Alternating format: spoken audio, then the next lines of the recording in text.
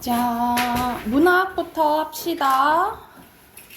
거의 교재가 마무리 돼가는데 비문학이 진도가 많이 안 나가서 오늘 비문학 좀 2개 풀게요. 문학하고. 자, 130쪽입니다. 문학 130쪽이에요. 자, 우리 어제 눈 했던 거 기억나죠? 그죠? 그때도 이제 독재정권 이때 이제 배경이라고 했는데 황지우의 새들도 세상을 뜨는구나 이 작품도 이 시대와 관련됐다라고 생각하시면 될 것 같아요. 그래서 선생님이 오른쪽처럼 이렇게 복이 나오면 복이 먼저 보시라고요. 그러면 거의 주제가 나와 있다고. 자, 먼저 2번 보기 볼게요. 새들도 세상을 뜨는구나 라는 것은 사소한 일상 속에서까지 개인의 행동을 통제당하고 조국애를 강요받던 배경 현재 1980년대 초반의 사회상을 보여준대. 말 그대로 이 독재 정권이었다는 거지, 그치? 군사 문화가 우리 사회 곳곳에 만연해 있기 때문에 만연하게 퍼져 다 있다 이 말이야.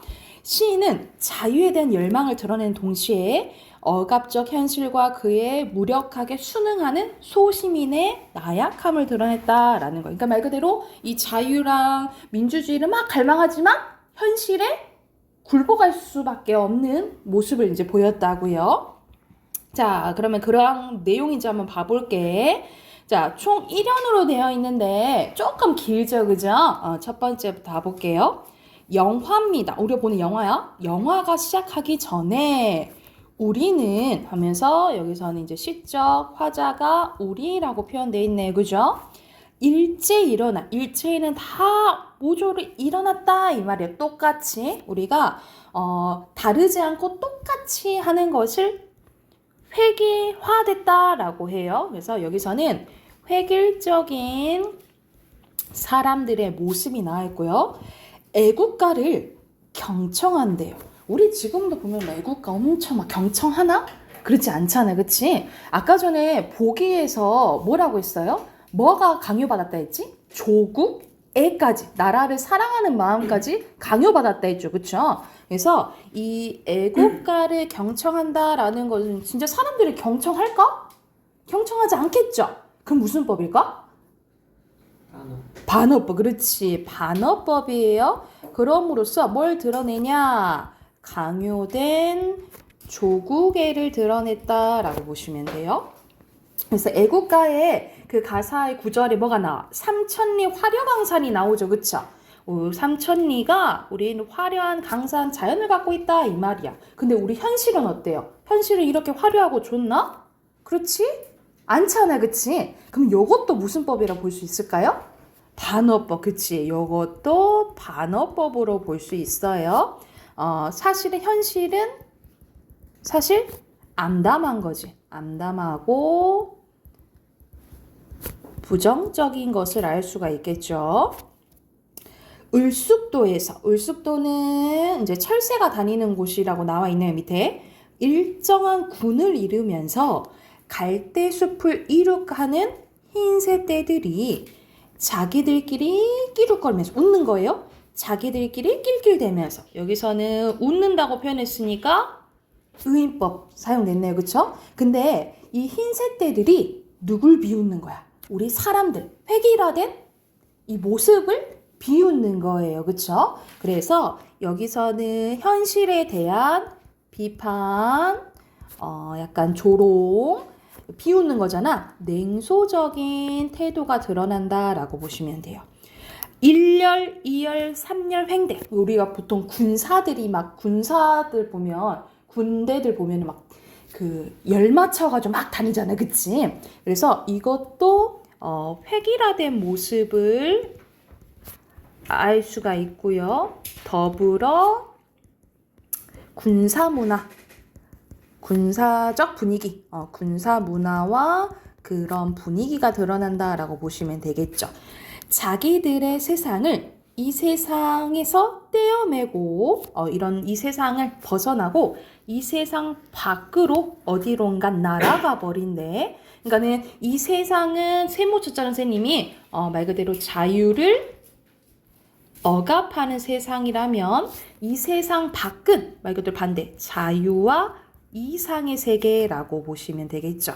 그래서 우리는 이렇게 억압된 현실에 있는데 누구는 자유롭게 날아가? 흰색 떼들은 자유롭게 날아간 거야. 그래서 여기서는 빨간 표시할게요. 흰색 떼들이랑 얘네들은 자유로운 존재인 거야. 얘네들은 자유로운 존재다라고 보시면 되냐면 우리랑 상반된다라고 보시면 돼요. 그러니까 화자랑 이 흰색 떼들은 대조된다라고 생각하면 돼. 나는 억압돼 있고 아무것도 못하는데 이 흰색 떼들은 우리를 비웃으면서 뭐래요? 자유롭게 날아다니는 거예요. 그치? 여기까지 이해됐나요?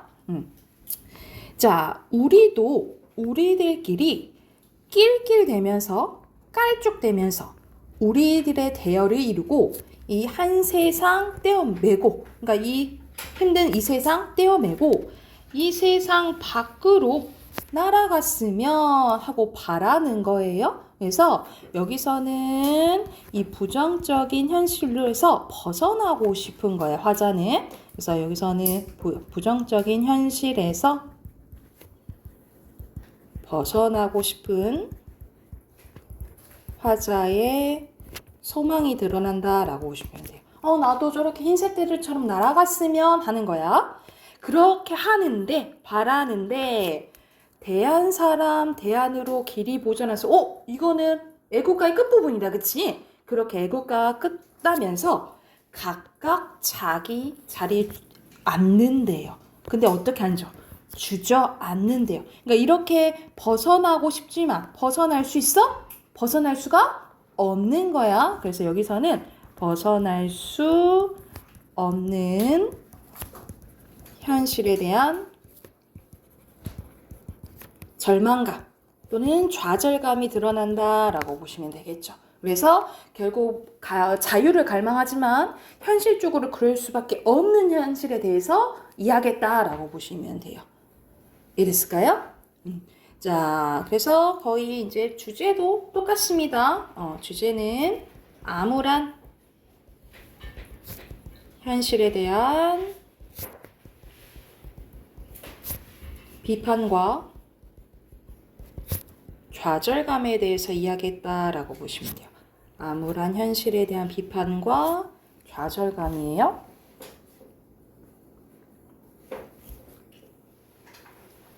썼으면 옆에 바로 문제 풀어볼게요. 131, 132.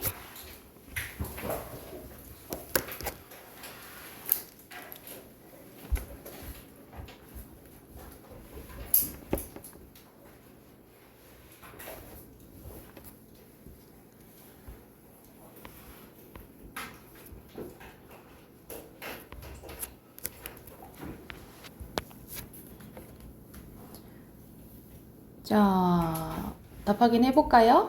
1번 봐봅시다. 131쪽. 자, 위시에 대한 설명으로 적절하지 않은 것은 여기서는 시간의 흐름. 왜냐면 시간의 흐름은 영화를 보기 시작하는 애국가가 시작하고 끝났잖아. 그치? 그래서 거기에서 알 수가 있겠죠. 유사한 시고 막 자기들끼리 낄낄대면서 깔쭉대면서 반복되죠. 반어법도 나왔고 토속적인 시언 여러분 보통 그 지역의 단어거든요. 그래서 보통 방언 있죠. 사투리. 그때 이제 사용될 때 토속적인 시어라고 해요. 그건 없죠. 4번이고요. 그리고 2번에 보면 알맞지 않은 것은 5번이거든요. 여러분 봐봐. 이 세상 밖에 어디론가 날아갔으면까지 생각하는 것은 그냥 바라는 거잖아. 그치? 여기까지 봤을 때는 도달할 수 없다라는 것은 알 수 없죠. 그쵸? 여기서는 그 소망까지 드러난 거야. 그리고 3번에 알맞지 않은 것은 각기 자리에 앉는다라는 것은 거기에 벗어날 수 없는 것을 얘기하는 거죠. 그쵸? 2번이에요. 자, 뒤로 넘겨서 빈칸 넣어봅시다. 첫 번째 애국가, 그 다음에 세상 밖, 그 다음에 현실, 그 다음에 억압,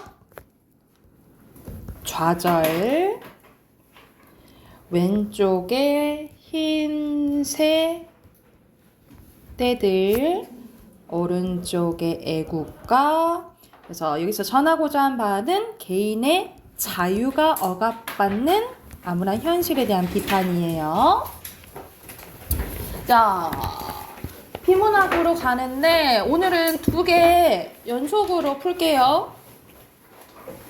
68쪽.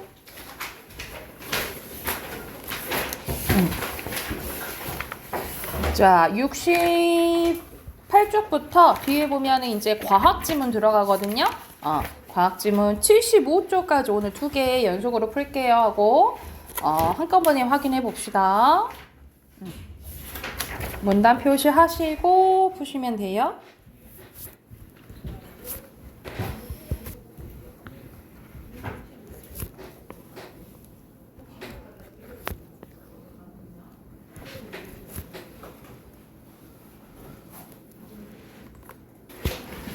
자, 68쪽 보면은 금리에 대해서 나와 있는데 여러분 이제 지금은 여러분이 벌이가 없잖아요. 이제 용돈 이제 수준이지만 여러분이 이제 나중에 이제 월급을 이제 받게 되고 아니면 알바를 해가지고 이제 받게 되면 이제 돈을 일부 다 쓸 수는 없잖아요. 이제 모아두고 할 텐데 이때 이제 돈을 이제 모을 때 이제 신경 써야 될 게 이자예요. 이자. 그래서 요즘에는 여러분 그런 거 많이 들어야지. 요즘 이자율이 낮아서 이런 말 많이 들어봤잖아요. 그치? 그래서 여기서 이제 금리 같은 말이에요. 이자율에 대해서 나오는데 여기서 나오죠. 금리는 이자 금액을 원금에 나눈 비율로 이자율이라고 하는데 같은 말 생각하시면 돼요. 자금의 수요자에게 자금을 빌린 대가로 지급하는 비용이 발생하며 공급자에게는 현재 소비에 희생한 대가로 이자 수익이 생깁니다. 금융시장에서 금리는 자금의 수요자와 공급자를 시키는 역할인데 금리는 일반적으로 2가지로 구분한대요. 명목과 실질로 구분하는데 명목금리는 금융자산의 액면 금액에 대한 금리며 실질 금리는 물가 상승률, 우리가 지금 물가 계속 이제 오르잖아요. 그치? 이 물가 상승률을 감안한 금리로 이 명목금, 앞에서 나온 명목금리 있죠? 여기에 물가 상승률을 빼면 실질 금리다 이 말이야. 이 물가 상승률이 높아지면 돈의 실제 가치인 실질 금리는 낮아지고 물가 상승률이 낮아지면 실질 금리는 높아지는 거예요. 예를 들어서 1년 만기 정기 예금의 명목금리가 6%인데 와 진짜 6%면 진짜 좋겠다. 지금 거의 2점대거든요. 그래서 보통 그래서 6%면 1년 사이에 물가가 7% 올랐다면 실질금리는 마이너스 1%로 예금 가입자의 돈의 가치인 구매력에서 손해보는 거예요. 물가 상승률이 올랐으니까. 그리고 명목금리보다는 일정한 기간 실현된 실제의 이자 수익률이 실효 수익률에 대해서 나오는데 이걸 따져봐야 되는데요. 이 실효 수익률은 이자의 계산 방식에 따라 달라집니다. 예를 들어 보통 만기 1년에 연리 6%는 돈을 12개월 동안 은행에 예치할 경우 은행에 맡겨놓는 거예요. 6% 이자가 붙는다는 의미인데 정기예금은 목돈인 100만 원을 납입하고 1년 뒤에 이자 6만 원을 받지만 매월 일정액을 불입으로 목돈을 만든 정기예금은 계산법이 달라요. 그러니까 한 번에 100만 원 이렇게 맡기는 거랑 달마다 이렇게 맡기는 거랑 다르다 이 말이야. 정기적금은 첫 달에 불입한 10만 원은 만기까지 12개월분의 6%가 붙지만 둘째 달에 불입한 10만 원은 11개월에 이자 5.5%만 받습니다. 돈의 예치 기간이 줄면 이자도 줄어 실효 수익률이 3.9%에 불과한 거예요. 이런 이자 계산의 방식은 대출금리로 유사합니다. 그래서 1년 뒤에 원금을 한 번에 갚는다면 대출금리가 연 6%의 경우 6만 원을 이자로 내야 되는 거야. 하지만 원금을 12개월로 나누면 그 줄어든 원금만큼 또 이자가 또 줄어들겠죠. 그렇죠? 그래서 여러분 이게 좀 계산하기 힘들면 네이버에 약간 이자 계산기 이렇게 치면 여러분이 1년에 뭐 얼마나 맡기고 그리고 이제 이자가 몇 %면 내가 얼마나 받을 수 있을까 이게 바로바로 나오거든요. 근데 이런 이제 원리는 조금 알아두시면 좋겠죠. 그렇죠? 결국 돈을 어떻게 쓰고 여기서는 내가 좀 넘어가 버렸네. 그리고 이자가 단리인지 복리인지도 봐야 되고요. 근데 이자가 6%면 예를 들어서 6만 원 아까 받는다 했잖아. 그치? 100만 원 맡겼을 때. 근데 그걸 다 받는 게 아니에요. 뭘 떼가냐면 세금을 떼가요. 그래서 소득세 14% 그리고 주민세 1.4% 이자에서 총 그러면 15.4%를 떼고 우리가 받아요. 이렇게 생각하시면 될 것 같아요. 결국 돈을 어떻게 쓰고 모으고 굴리고 빌릴지의 선택 상황에서 정확한 계산을 해야지 손해보지 않는다. 그래서 여러분 상황에 맞게끔 뭐 예금을 넣던지 아니면 적금을 넣던지 이자를 봐야 된다 이 소리예요. 자, 그럼 1번에 거의 내용 일치 문제죠. 알맞지 않은 것은 전개 몇 번 했어? 2번? 2번 뭐가 틀렸어요? 여기서는 실질금리는 명목금리에서 물가상품 빼야 된다 했잖아요. 그치? 여기 부분 틀렸네요. 2번에 적절하지 않은 것은 여러분 예금은 맡기는 거거든요. 그러면은 내가 돈이 많으면 그냥 그거 한꺼번에 맡겨도 되잖아. 그치? 근데 내가 좀 돈이 없어. 그러면 적금을 해야겠죠. 매달 조금씩 해야겠지. 그치? 그래서 여기서는 5번이요. 바뀌었어요. 둘이. 그리고 3번에 바꿔줄 수 없네. 여기서 한자어네요. 그죠? 여기서는 잘못된 게 2번이거든요. 니은은 다르다라는 뜻이잖아. 그치? 용이하다는 쓰기 쉽다 이런 뜻이에요. 자, 뒤로 넘겨서 1번에 원금이고요. 이문단에 액면, 금액, 그 다음에 물가, 상승률, 그 다음에 실효, 수익률이고요. 그 다음에 금리예요. 자, 금리에 대한 정확한 이해와 계산이 필요한 이유는 앞에 마지막 문단 보시면 될 것 같아요. 그래서 현재의 소비와 미래의 소비를 결정하는 중요한 기준이 되기 때문이다 라고 쓰시면 되겠죠. 현재의 소비와 미래의 소비를 결정하는 중요한 기준이 되기 때문이다. 기준이기 때문이다. 이렇게 쓰시면 돼요. 됐죠? 그리고 밑에 또 빈칸 넣으러 갈게요. 여기에 들어갈 거는 이자, 오른쪽에 만기. 이런 만기는 그 기간 끝난 거 얘기하는 거예요. 그 다음에 원금, 이자예요. 됐죠? 오른쪽에 어휘 갈게요. 첫 번째 거 원금, 그 다음에 수요자, 그 다음에 대가, 공급자, 가치고요. 자, 여기서는 뜻이 맞는지 보는 거예요. 예치는 돈 맡기는 거 얘기하는 거야. X라고 보시면 됩니다. 그래서 예치금이라고 해요. 그 맡긴 돈을.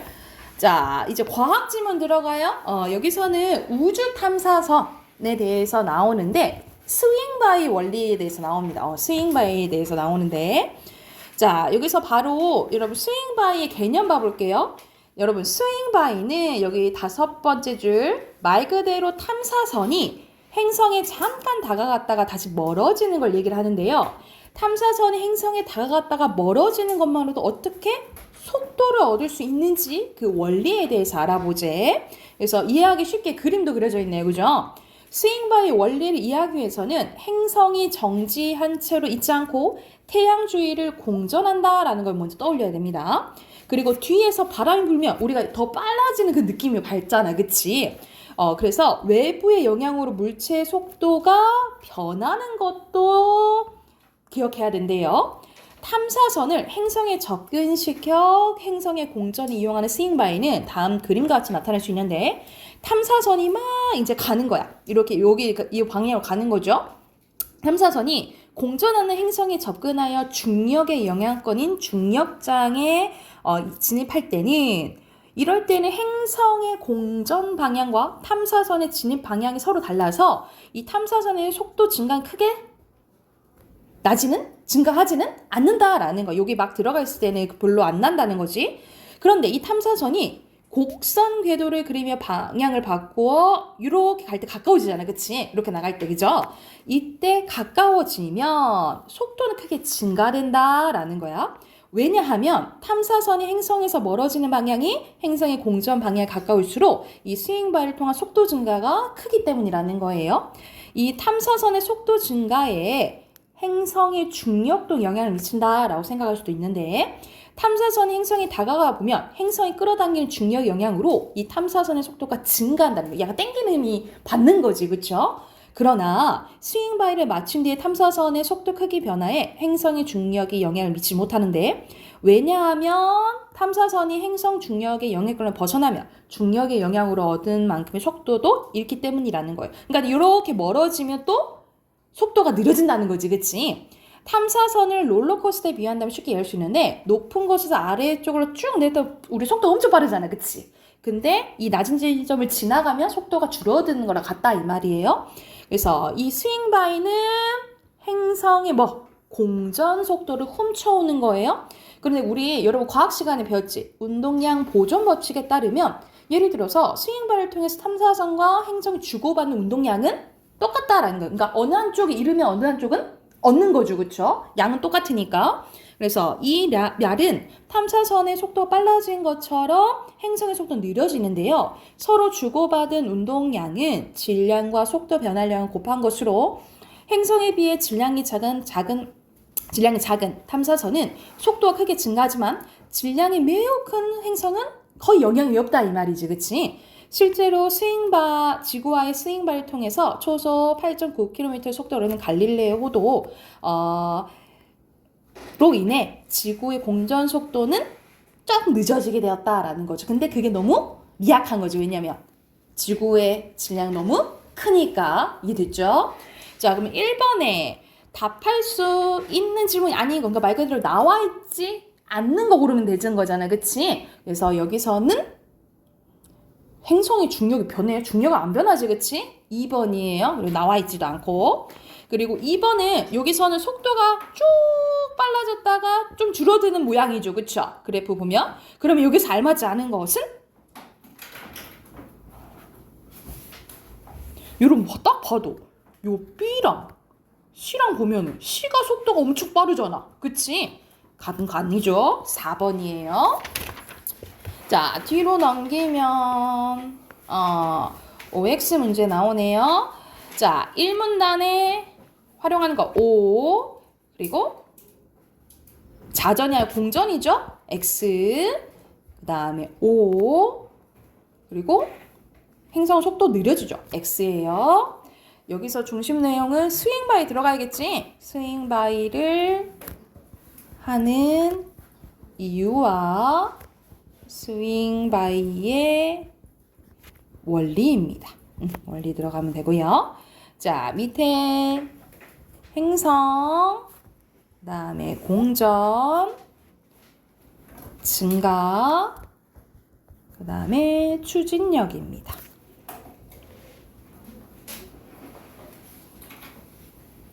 됐나요? 오른쪽에 어휘 갈게요. 자, 1번에 탐사선, 공전, 행성. 이거 간단했네. 그 다음에 4번에 O, 그리고 5번에 이거는 막 거의 간섭 아니냐? 진입이 그냥 그 공로에 들어가는 거잖아, 그치? X, 그리고 자전 아니에요? 그쵸? X죠. 궤도는 그 도는 선을 얘기하는 거니까. 그쵸? 자, 우리 문법 답하긴 해야 되죠? 120쪽.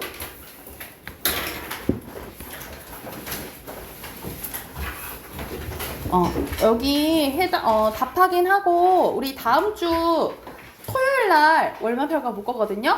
토요일날 월말평가 볼 거라서 어저께 범위 알려준 대로 종결 표현부터 여기 중의점 표현까지예요. 그래서 이거 채점해보고 선생님이 해당하는 문제 줄 테니까 문제 조금 풀어보자. 알겠죠? 먼저 답하긴 해볼게요. 120쪽이에요. 자, 1번에 알맞지 않은 겁니다. 여기서 1번에 알맞지 않은 것은 여기서는 4번이거든요. 내용 보면 릴 봐봐요. 여러분 이제 곧 회의를 시작하겠습니다 라고 했잖아. 완전 뭐뭐 합니다는 가장 높은 하십시오 체죠. 그죠? 아주 높임인 거야. 낮추는 거 아니에요. 그리고 2번에 종결 표현으로 적정한 거네. 그러니까 여기서는 봐봐. 원래 행동을 요구하는 거야. 그치? 알아, 어라가 들어가야 되네. 그쵸? 그래서 여기서는 알아, 어라. 3번이고요.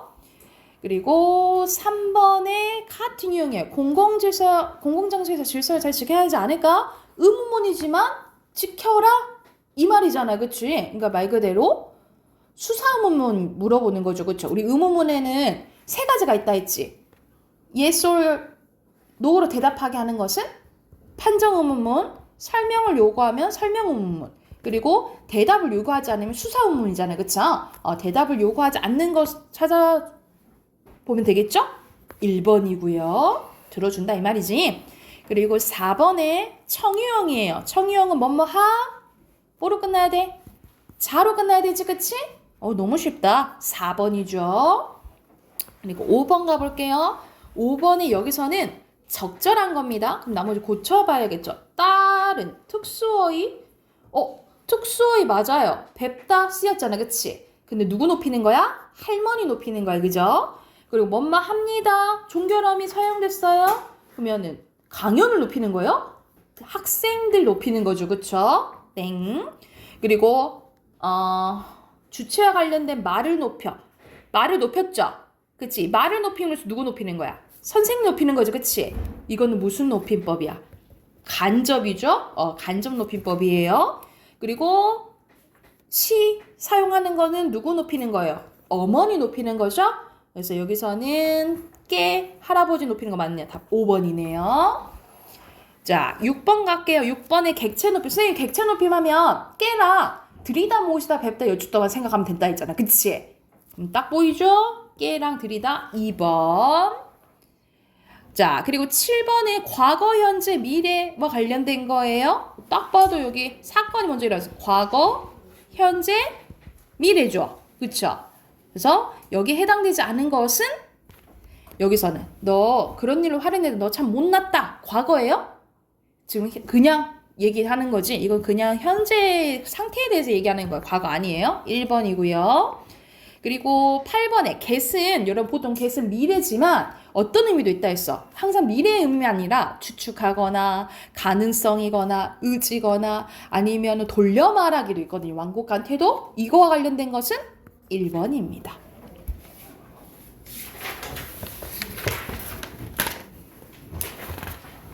뒤로 넘겨서 9번 갈게요. 자, 9번에 고쳐 쓴 문장으로 알맞지 않은 것은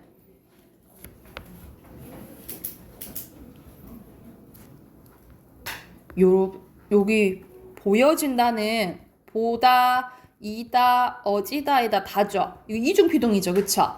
선생님 보통 뒤에 빼면 된다 했지, 그치? 그래서 보인다로 고쳐야겠죠. 보인다. 3번이에요. 나머지는 맞고. 자, 10번 갑니다. 10번에는 피동. 적절한 거. 여러분, 기본형을 봐야 돼.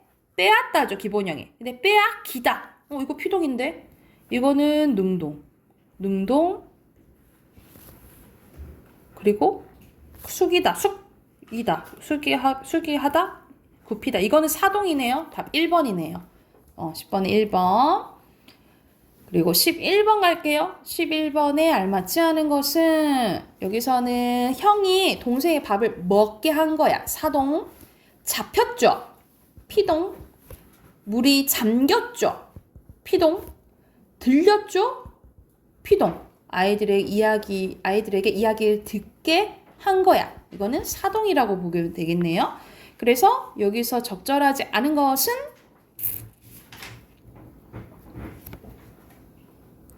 3번이네요. 기억이랑 미음이 사동이죠. 그쵸? 미음이랑 바뀌었네. 그지? 그리고 12번 갈게요. 우리 집의 앞들에 아직 꽃이 안 폈다죠? 안 받았죠? 안 갔죠? 눈이 많이 와서 운전을 못한 거죠? 4번이고요. 13번에 여기서는 사동문으로 바꿔야 되고요. 그리고 새로운 주어를 만들어줘야 되고요. 이거 조건 되게 많네. 뭐뭐하지 못한다는데 긴 부정문을 바꿔줘야 돼. 그러면 자 새로운 주어를 만들어줘야 돼요. 자 근데 외부적인 원인 그러면은 종이 비행기를 하늘 높이 날리지 못해야 되잖아. 그치? 그럼 외부적인 원인은 뭐 예를 들어서 바람이 많이 불어서 또는 바람이 안 불어서 이렇게 써도 되겠지. 그치? 바람이 안 불어서 지민이라 할까? 지민이는 주어 여러분이 알아서 만드시면 돼요. 종이, 비행기, 를 목조가 되겠죠? 하늘 높이 부정 써야 되니까 날리지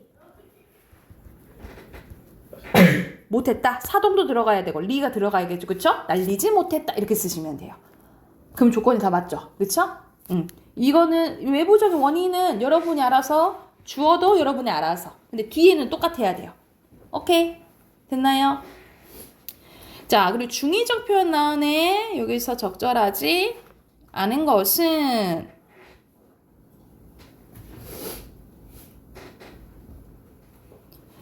5번이죠. 이건 어떻게 난다 해서 누나는 나를 좋아하는 것보다 먹을 걸 좋아한다. 또는 내가 먹을 거를 좋아하는 것보다 더 좋아한다. 이렇게 돼야겠죠. 그쵸? 여기 뒤에가 틀렸네. 그치? 내가 누나를 좋아하는 거 이렇게는 해석할 수 없죠. 그리고 15번의 중의성을 해석할 수 있는 문장은 A를 통해서 어순 바꾸는 거는 좀 꾸며주는 거를 해야 되거든요. 여기네요. 게으른 게 토끼인지 거북인지를 할 수 없잖아요. 그치? 리을 고칠 수 있어요. 4번이에요. 수식하는 거는 어순 바꿔서 하면 돼. 자, 그리고 16번은 수능 기출인데 너무너무 쉬워요. 지민아, 몇 번? 이거 너무너무 쉬워. 이건 틀리면 안 돼. 너무 쉽다. 너무 쉽다. 정명이가 도와줄래? 네. 4번. 4번? 왜 4번이야? 봐봐. 소풍날 날씨가 괜찮았어? 아주 나빴어 그랬어. 아주 나빴어는 그냥 과거 얘기하는 거잖아. 그치? B가 아니라 A겠죠. 그죠? 4번이에요. 됐나요? 잠깐 대기하고 있으면 선생님이 해당하는 문제 줄게요. 우리 문제 조금 풀고 가자. 알겠죠?